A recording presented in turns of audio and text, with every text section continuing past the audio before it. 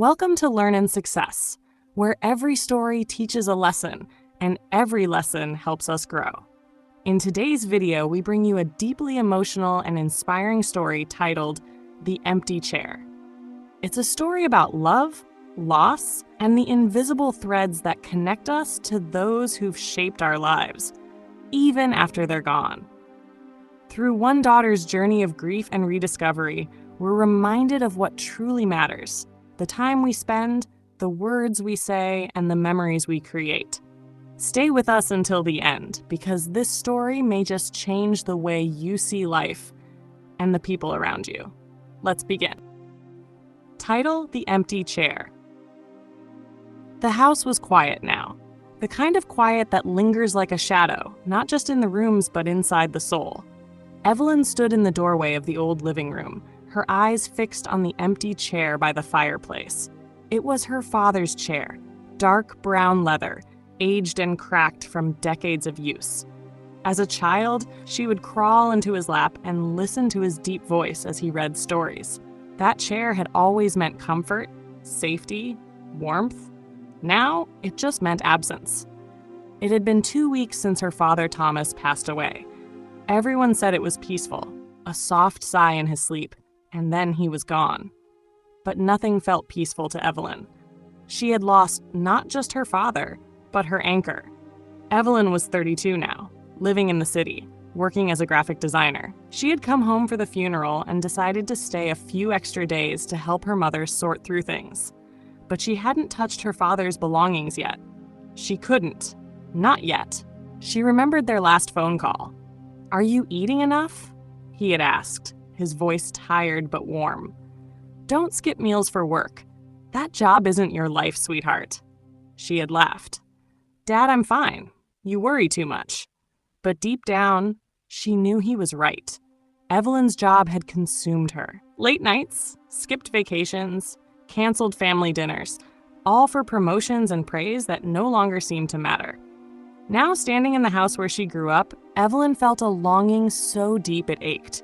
She wished she had visited more, called more, listened more. The next morning, she went to the attic. Dusty boxes, faded labels, and the scent of old paper greeted her. She was looking for something, anything that might feel like her father's voice, his memory. One box was labeled letters. She opened it carefully. Inside were dozens of envelopes, neatly stacked and organized by date. Some were addressed to her mother, some to old friends, and some, surprisingly, to her. Curious, she opened the top one. May 10th, 2005. Dear Evelyn, you turned 12 today. You were so excited about the bicycle we gave you. I hope one day, when you're older, you'll read this and remember the way your eyes lit up. You said you'd ride it every day. I know you will. I just want you to know I'm so proud of you. You're smart, kind, and strong. Never let the world make you forget that. Love. Her hands trembled. She read another. September 1st, 20. Dear Evelyn, today we dropped you off at college. Your mom cried all the way home. I didn't, but I felt something break inside. The house is already too quiet. You're going to do great things. I know it. But remember, no matter how far you go, this will always be home. Love, Dad. Evelyn wiped her eyes. She hadn't known he wrote these. He must have never sent them, just kept them tucked away for some future she never expected. There were letters for every milestone: her graduation, her first job, even her heartbreak after a bad breakup. But one letter was different. It wasn't dated. Just an envelope with her name and the words, "When I'm gone." With shaking hands, she opened it. My dearest Evelyn, if you're reading this, then I'm no longer with you in the way I used to be. But I'm still here, in the creak of the floorboards, the smell of your mom's cookies, the sound of the wind through the trees outside your window. I know you're sad, and that's okay. Grief is the price we pay for love. But I want you to live, Evelyn. Don't let this loss close your heart. Open it. Let it remind you that time is precious.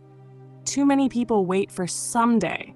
Someday I'll travel. Someday I'll say how I feel. Someday I'll make time. But someday often never comes. So make today matter. Tell people you love them. Take the trip. Dance in your kitchen. Laugh loudly. Forgive freely. Live fully. And please, don't forget me. But don't let my memory hold you back. Let it push you forward, all my love. By the time she finished reading, tears were streaming down her face, but something inside her had shifted. That night, she sat in her father's chair, the letter clutched to her chest. For the first time since his passing, the silence felt a little less heavy. Over the next few days, Evelyn helped her mother pack up old clothes, sort through books, and donate furniture. But she kept the box of letters. She read one every night, each one revealing more about the man she thought she knew so well. Before she left, Evelyn went to the backyard, to the garden her father loved. She planted a small sapling, a maple tree. Her father had always wanted one. "This is for you," she whispered, "so I'll always have a place to come home to." Back in the city, things looked the same. Busy streets, glowing screens, endless meetings. But Evelyn was different. She started leaving work on time. She took her mother on a weekend trip to the coast. She reached out to old friends. She said, "I love you" more often, even when it felt scary. And every once in a while, when life felt overwhelming, she'd pull out one of the letters. Her father's words were a compass, guiding her back to what mattered. The empty chair never really stayed empty. It lived in her memory, in the lessons he left behind, and in the quiet strength she carried forward. And slowly, beautifully, she learned that loss didn't mean the end. It meant a new beginning, one filled with love, gratitude, and the courage to live fully, not in spite of the pain, but because of it. Life often teaches us its most powerful lessons through love, loss, and reflection. The empty chair reminds us that time is precious, and the moments we share with others can become the most valuable parts of our story. At Learn and Success, we believe that every story holds a lesson, one that can inspire us to grow, heal, and live more meaningfully. If this story touched your heart, please like, share, and subscribe to Learn and Success for more emotional and life-changing stories. Let's keep learning, keep growing, and keep moving forward together. Thank you for watching, and we'll see you in the next video.